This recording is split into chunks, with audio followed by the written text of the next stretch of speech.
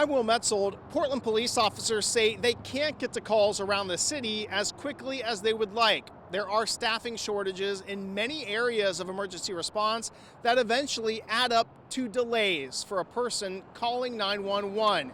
They say the one way to get to people faster and fix the issue: more hiring. The rise in violence and crime in Portland over the last 2 years has not just taken a toll on the public.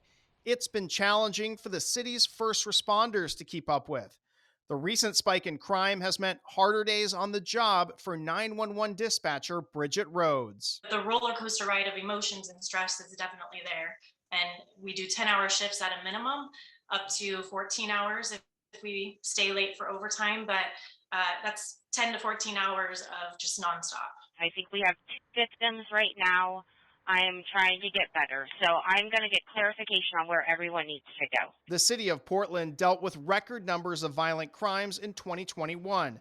The Portland Police Bureau says the city had 90 homicides, its most ever. There was also a 22% jump in call load for the city's dispatch center in 2021 from the year before. In December, just 38% of 911 calls were answered within 20 seconds, when the national standard is 95% of calls. So we're just constantly filtering those. Most of them get filtered on the 911 line first. So we just try and sort through those as best as we can. Along with emergency dispatchers, PPB is also facing an increased call load. Portland Police Association President SCHMAUTZ says this makes it difficult for officers to do their job the proper way. It's just this compounding effort of us wanting to make sure we're providing good service in a community that feels like they need more help. With the increase in homicides in Portland comes a larger officer response. That means there aren't many resources left for the rest of the 911 calls. It's an incredible impact on staffing. And while those things are going on, you have other emergencies going on. You have people who need help. Both of these agencies are now focused on hiring to alleviate some of the stress of the current employees.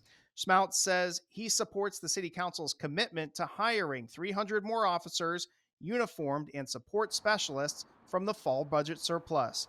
But he says the conversation about funding for public safety needs to continue. But when you make reactionary decisions or when you have staffing cuts, and you've seen this around the country, it has huge and outsized impact on our ability to provide public safety because it's really hard to rebound from those decisions. RHODES says now is also a great time to think about becoming a dispatcher. She says helping someone in a scary or even life-threatening situation comes with a rewarding feeling. So if you're looking to help people, but you don't necessarily want to be on the streets, you just are okay with being behind the phone, it is a good industry to get into. There are some important reminders dispatchers shared about using 911. For lower level crimes like stolen cars or burglaries, use the non-emergency number. They say the wait time can be long, but they will get to your call eventually. Also, don't hang up if you're on hold for 911 and call back later. You can find links to apply to these jobs in the full story on our website. In Southeast Portland, MAETZOLD, Fox 12, Oregon.